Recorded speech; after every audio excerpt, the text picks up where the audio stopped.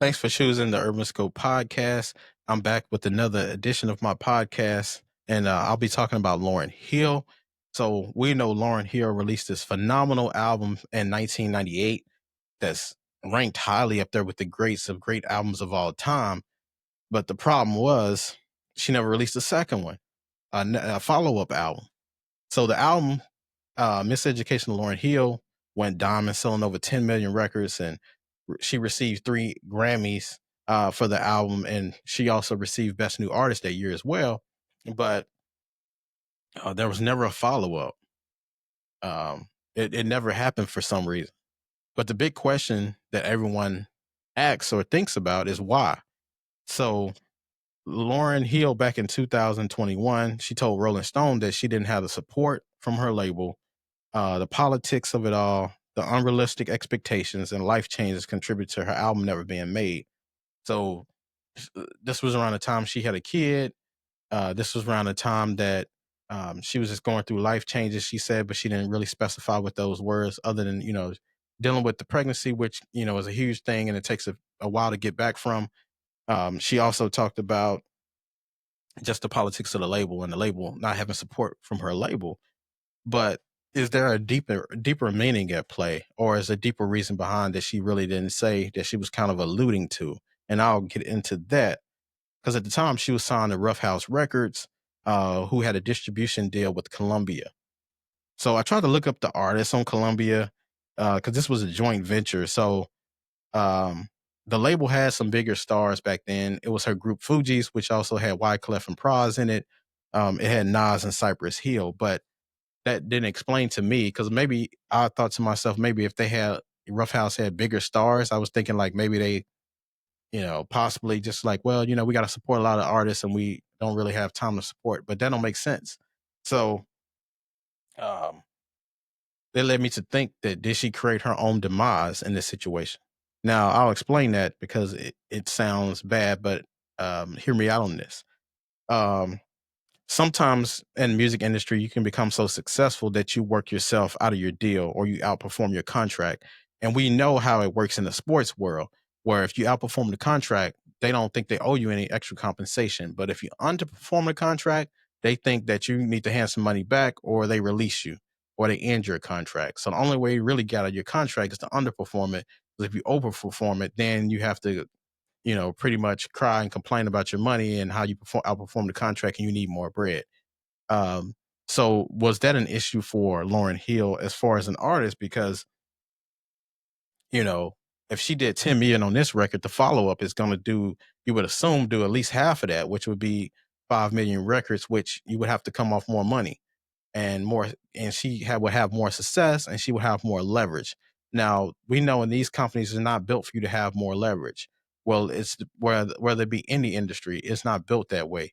When you get too much leverage and you get too much power, you get too much acclaim, too much fame, um, then that's when they try to make you expendable, i.e., with the Drake situation.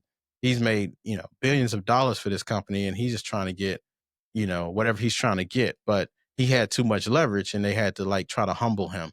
So that's a situation to where Lauryn Hill might have been facing. She got too big too soon.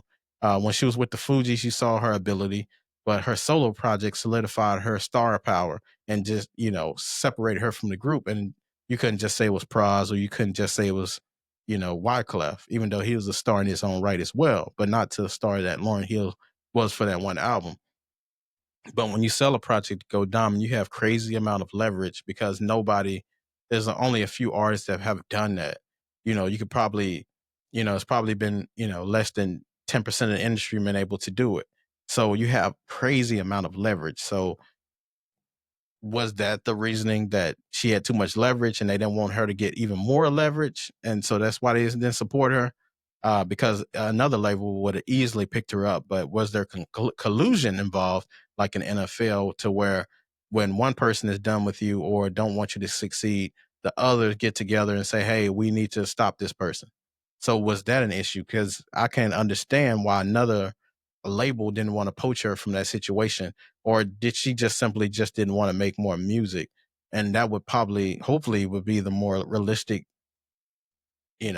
scenario that I can think of, because, if you have an artist to go diamond, i.e., Whitney Houston or i.e. Usher, you would want that artist and you would do anything to get that artist, similar to what athletes, go through. Um, if you win a championship, shoot, you're pretty much, if Mahomes is on the market right now, there'll be 29 other teams trying to go get him. So, but she had that astronomical leverage that you really it's hard to come upon. Only a few stars have that. Kendrick Lamar definitely has that right now, but he has his own label, so it doesn't really matter. But what other reason would you have for not supporting such a successful artist and who has proven themselves not only as a solo artist but as a group artist as well? So her voice was already heard. She already had a name. They already knew the face. But it does make sense that somebody didn't want her to win, and that the label didn't want her to have too much leverage, especially back then when people were buying records. We really saw your influence and we really saw your power. Because if you can sell 10 million records, it's not like 10 million streams or 10 billion streams. Somebody just pressed. People actually went out and bought these things, and we saw the physical sales and money exchanged hands. So we saw that power of what people were that she brung people out, and only imagine what power she would have had if she would have kept doing this on albums and albums to come. But she's known to move to the beat of her own drum, and she's known to be very introverted and very personal in her life. So she did cite that as a source of why she didn't release another album, because the unrealistic expectations. And I think maybe to some degree she didn't feel that the expectations that she had she was going to live up to that same degree, which is very difficult to do. Nobody's expecting you to go diamond twice, but if at least go multi-platinum, it should be the expectation. We're not going to expect, or the label shouldn't expect you to go diamond every album just because you did it once. It's very difficult to do, and everybody realizes that, or should realize that at least. Um, but if it's true, the latter of her being able to somebody didn't want her to win at the label, then, she must have definitely upset the apple cart. And that's the reason why they didn't want her to win. But it'll be interesting to find out if we can really get the true effect of that story. And I definitely will cover that if we ever get that. But as always, until next time, I'll see you next time.